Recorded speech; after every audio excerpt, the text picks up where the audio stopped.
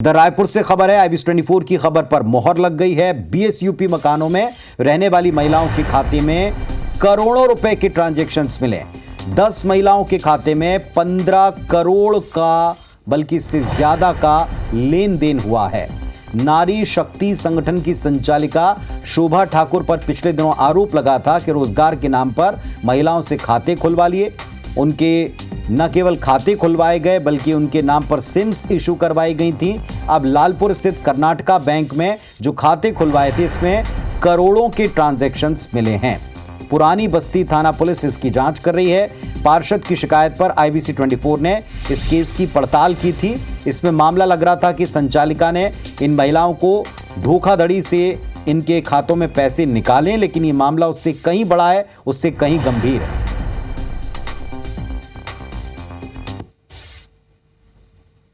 महिलाओं को रोजगार देने के नाम पर एक बड़े ठगी का खुलासा आईबीसी 24 ने किया था और ये भी हमने खुलासा किया था कि इनके नाम से कई खाते खोले गए हैं और इन खातों में करोड़ों रुपए का ट्रांजैक्शन हुआ है जो महादेव सट्टा ऐप या किसी अन्य काम के लिए उपयोग किया गया है।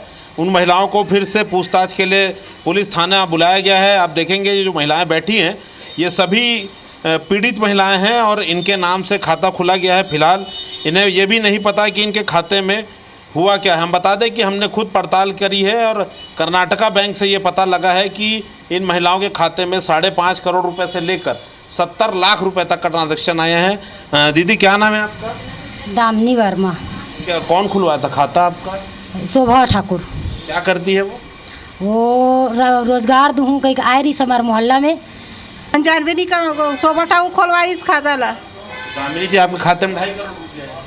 हमन 2.5 रुपया नहीं जानन सर, रोज के कमाने खाने वाला गरीब इंसान हमन का जान वो उतना पैसा। खाता किराए में तो नहीं दिया? नहीं। देखिए आपको बता दें कि महादेव सट्टा ऐप में ऐसा होता है कि लोगों का खाता खुलवा के किराए में दे दिया जाता है या कोई और ब्लैक मनी का ट्रांसफ़र इस पर किया गया है, वो ट्रांजैक्शन है। कहीं ना कहीं ये सिर्फ पुलिस नहीं बल्कि ईओडब्ल्यू और ईडी की जांच का भी लेवल का मामला लग रहेगा। आईबीसी 24 ने बहुत बड़ा खुलासा किया है। सैकड़ों की संख्या में महिलाएं ठगी गई हैं। अभी तो सिर्फ 10 महिलाओं के खाते में 15 करोड़ रुपए रकम का खुलासा हुआ है।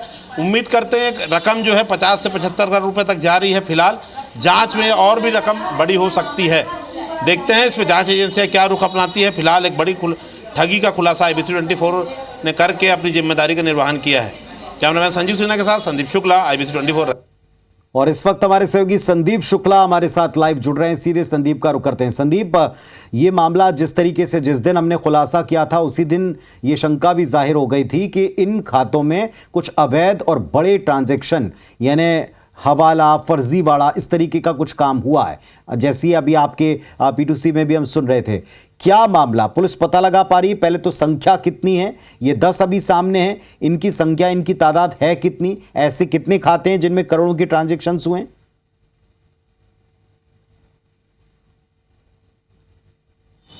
देखिए, नारी शक्ति संगठन ने सैकड़ों महिलाओं से वसूली की है। 947 नंबर की पर्ची तो हमने खुद देखी थी, स्क्रीन में दिखाई भी थी। फिलहाल ये महिलाएं हैं, देखिए ये पीड़ित हैं। इनके खाते में 1 करोड़ से लेकर 2 करोड़, 2.5 करोड़, 70 लाख रुपए तक की रकम जो है डाली गई है। और इसमें देखिए होता यही है महादेव सट्टा ऐप में कि खाते को किराए में दे दिया जाता है, तो ये वैसी ही आशंका है। दामिनी वर्मा जी आप ही हैं। हमारे हिसाब से इनके खाते में 2 करोड़ 55 लाख रुपये है। आप क्या काम करते हैं? घर में रहता हूँ सर, हाउस वाइफ हूँ। खाता कौन खुलवाया? शोभा ठाकुर। शोभा ठाकुर। आपका नाम क्या है? कोमल सेंद्रे है मेरा नाम। कोमल सेंद्रे है। इनके खाते में हमारे जानकारी सर 60 लाख रुपए का ट्रांजैक्शन हुआ है। अब क्या काम करती है? सर मैं हाउस वाइफ हूँ। राजूला बाग है क्या? क्या काम करती है? घर में रहती हूँ। देखिए इनके खाते में 1 करोड़ 67 लाख रुपए है। सभी घरेलू महिलाएं हैं। कौन खुलवाया था खाता बताइए?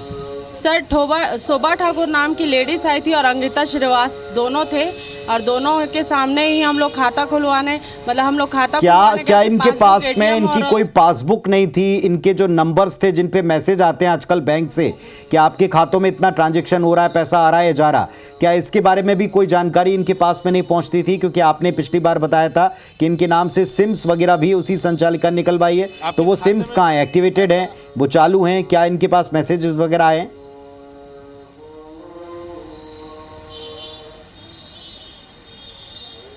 कोई मैसेज आया सिम में आपके मोबाइल में? सर सिम है ही नहीं हमारे पास, तो मैसेज कैसे देखेंगे? आपका सिम कहाँ है? उसी के पास है भैया। देखिए आरोप यह है पुनीत जी कि बैंक पासबुक, एटीएम और इनके सिम जो है वो शोभा ठाकुर ने और उनकी साथियों ने ले लिया था, इसलिए कोई ट्रांजैक्शन इस पे नहीं आ रहा है। जब कोमल खुद अब बैंक गई थी तो आपको क्या बताया था वहाँ के बैंक मैनेजर ने? सर मैं बैंक गई थी तो वहाँ सर बोले पासबुक कहाँ है आपका, तो मैं बोली सर मेरा एटीएम पासबुक और जो कौन कराया बोले?